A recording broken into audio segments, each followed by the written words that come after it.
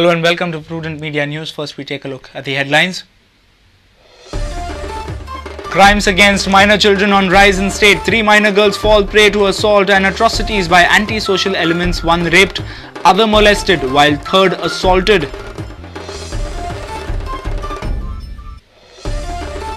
El Nino weather pattern may disturb monsoons. Phenomenon may lead to bad rains. Country may face drought along with poor economic scenario.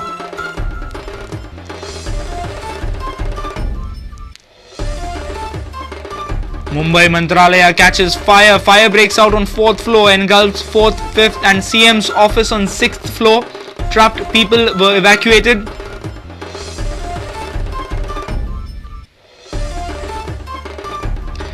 Justice D.P. Vadhwa says fair price shop owners should sell more goods for profit and not worry about the commission. Says there is rampant black marketing in fair price shops.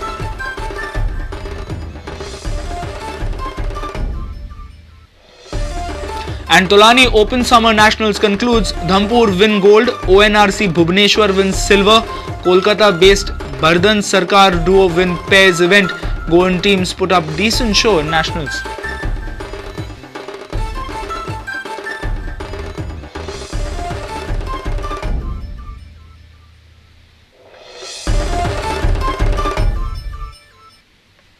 And now the news in detail.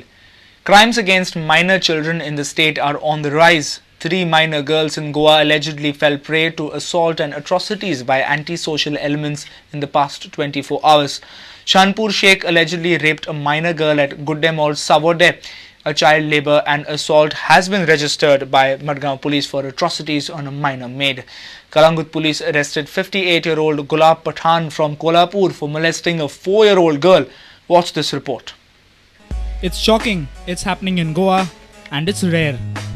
Shanpur Sheikh allegedly raped a minor girl at Guddem Mall, Savode.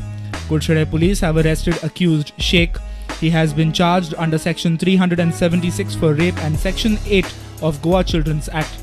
A child labour and assault has been registered at Madgaon police station. Minor girl from Jharkhand working as a domestic maid in Naveli was allegedly assaulted and tortured by her employer. Activists from Bailanso Ekvot brought the victim girl to Madgaon police station and filed a complaint against the employer. Ekvot says government needs to keep a check on the child trafficking across the state borders. It is unfortunate that children from across the border are trafficked into Goa as domestic workers. One, they're minors. The other thing is that payments are never given to them. To add to all this, they are tortured, they are beaten, they are battered. They are not even given proper food or proper time to sleep. This is our second case in this month itself, where a person working for another person has been brought here and the child is just between 10 and 12. I feel that the government, our government as well as their government, have to do something about the trafficking across the borders. Madgaon police have registered an offence against Teresa D'Souza under section 504-326 and 338 of Indian Penal Code and under sections of Goa Children's Act. Accused Teresa D'Souza is absconding. Meanwhile, Kalangut police have arrested 58-year-old Gulab Pathan from Kolhapur for molesting a 4-year-old minor girl at Kalangut on Thursday. Case pertaining to child molestation. One Gulab Pathan, aged 58 years, has been arrested by Kalangut police station for outraging modesty of a minor 4-year-old girl in this PS jurisdiction. Further investigation is in progress. It's all happening now in Goa too. Our reporter from Madgaon Savio Dais, Mayur Naik from Kudchade and Shamsundar Fatte from Kalangut. An El Nino weather pattern developing in August-September this year can lead to disastrous monsoons. Survey conducted by the Australian Met Department point towards development of this weather disturbing phenomenon. This phenomenon is often associated with bad southwest monsoons in India. Analysts fear that a drought-like situation will lead to worsening of the economic situation in the country.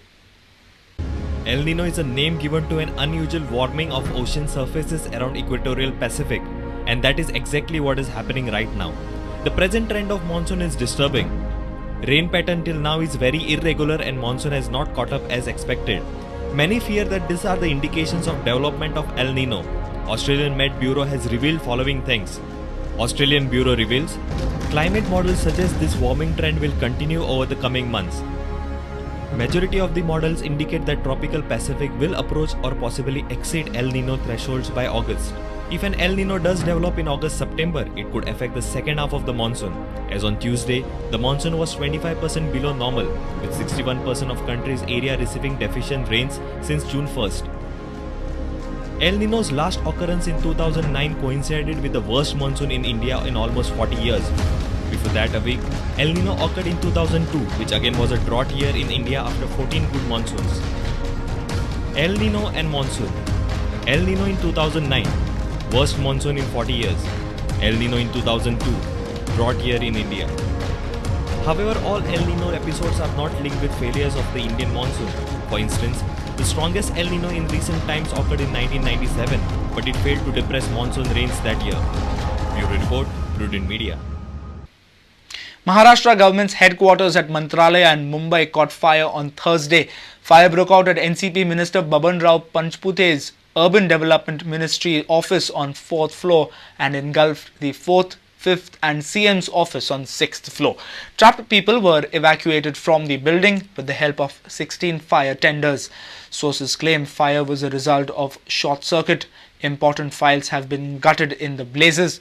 Now, BJP suspects a conspiracy behind the fire episode to derail the Adarsh scam probe. Massive fire broke out at Maharashtra's Mantralaya building in South Mumbai around 3 p.m. on Thursday. The exact cause of the fire has yet to be ascertained, but sources say air conditioning short circuit may be the source of the fire. Indian Navy also joined the rescue and evacuation operation. Files related to the Adarsh building scam are stored on the 4th floor of the Mantralaya building from where the fire originated. However, nothing has been established so far to prove that the fire was not an accident. A major part of the Chief Minister Prithviraj Chauhan's office has been gutted in the fire. Opposition parties in Maharashtra claims that fire was sparked deliberately. BJP claims that the episode is a conspiracy to derail Adarsh probe. Bureau Report, Prudent Media. Justice D.P. Wadhwa has asked the fair price shop owners to sell more goods for profit rather than worrying about commission. Justice Wadhwa has come to the state to review public distribution system. Fair price shop owners are demanding increase in commission. Civil Supplies Department has decided to keep a register in the office of Taluka Mamladar to know the complaints of fair price shop owners. Justice Wadhwa says that there is rampant black marketing in fair price shops.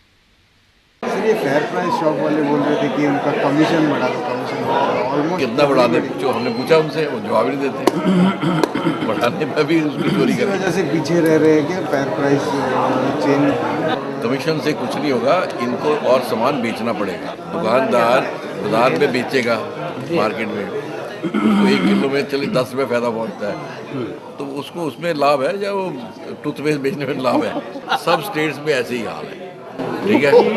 19-20 का फर्क हो सकता है, लेकिन diversion तो बड़ी भारी है, ब्लैक मार्केट हो रही है। उसके बिना एफपीएस दुकान नहीं चला सकता। ऑनेस्टली हम कोर्ट से कह रहे हैं कि दुकान उसी को दो जिसके किराना की दुकान चल रही है, उसके साथ ये भी चल पड़ेगा।